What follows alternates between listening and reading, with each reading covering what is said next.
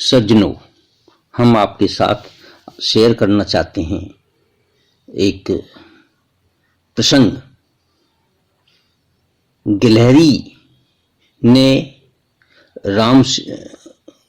जो सेतुबंध रामेश्वर का बांध पुल बनाया गया और उस समय उसने कैसे उसमें सहायता की और इसकी वजह से श्री राम ने उस पर कृपा की तथा गिलहरी के 3 लकीरें बदन में क्यों होती हैं, ये प्रसंग हम आपके साथ शेयर करना चाहते हैं। कहा जाता है कि जब लंका विजय के लिए नल नील समुद्र पर सेतु बनाने में लगे हुए थे, पुल बनाने में लगे हुए थे और अपार बानर भालू समुदाय गिर शिखर तथा वृक्ष समूह ला लाकर उन्हें दे रहा था, एक गिलहरी भी मर्यादा पुरुषोत्तम राम के कार्य में सहायता करने वृक्ष से उतरकर वहां आ गई। नन्ही सी गिलहरी, उससे न वृक्ष की शाखा उठ सकती थी और न शिलाखंड उठ सकते थे, न पत्थर उठ सकते थे, लेकिन उसने अपने उपयुक्त एक कार्य निकाल लिया सेतु बनाने के लिए। वह बार बार समुद्र के जल में स्नान करके रेत पर लोटपोट होती और सेतु पर दौड़ जाती। वहां वह अपने शरीर में लगी सारी रेत झाड़ देती और फिर स्नान करने दौड़ती। अविराम उसका यह कार्य चलता रहा, बिना रुकावट के यह कार्य उसका जारी रहा। गिलहरी की चेष्टा बड़े कुतूहल से, बड़ी एकाग्रता से मर्यादा पुरुषोत्तम राम देख रहे थे। उस क्षुद्र जीव की, छोटे से जीव की और दूसरे किसी का ध्यान नहीं था। वो जो चेष्टा कर रहा था, गिलहरी जो चेष्टा कर रही थी, पुल बनाने में सहायता कर रही थी, उसकी तरफ किसी का ध्यान नहीं था।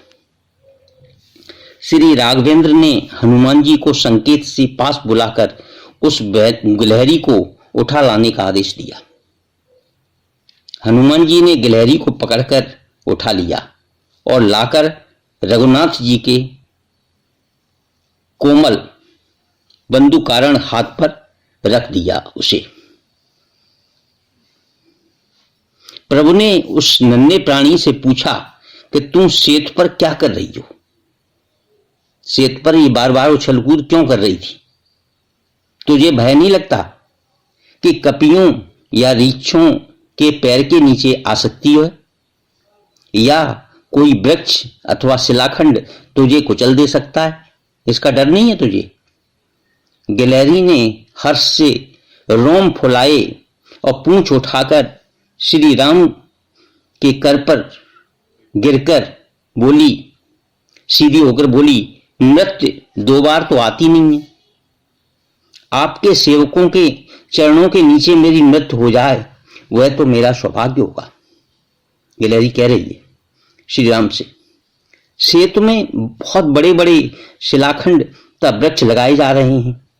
बहुत श्रम करने पर भी नल नील सेतु को पूरा समतल नहीं कर पा रहे थे। ऊंची नीची विषम भूमि पर चलने में आपके कोमल चरणों को बड़ा कष्ट होगा। इसलिए मैं पुल के छोटे छोटे गड्ढे रेत से भर देने का प्रयास कर रही थी, प्रयत्न कर रही थी, कोशिश कर रही थी। गिलहरी कह रही है श्री राम से। मर्यादा पुरुषोत्तम श्री राम प्रसन्न हो गए।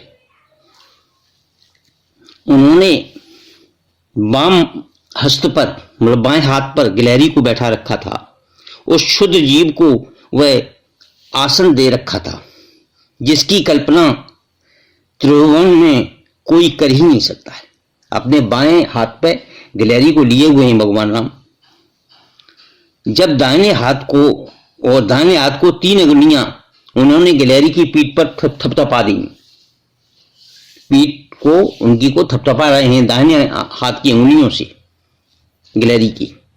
कहते हैं कि गिलहरी की पीठ पर श्री राम की अंगुलियों के चिन्ह स्वरूप 3 श्वेत रेखाएं बन गईं और तभी से ये परंपरा चली आ रही है, तभी से ये माना जा रहा है कि सभी गिलहरी की वे रेखाएं भूषित हो रही हैं। सभी गिलहरी के ऊपर 3 रेखाएं बनी रहती हैं, ऐसा कहा जाता है। तो गिलहरी का ये प्रयास जो सेतुबंध रामेश्वर में उसने योगदान दिया और उस पर श्री राम की कृपा हुई, वो कृतार्थ हो गई। यह है गिलहरी का छोटे क्षुद्र जीव का प्रयास।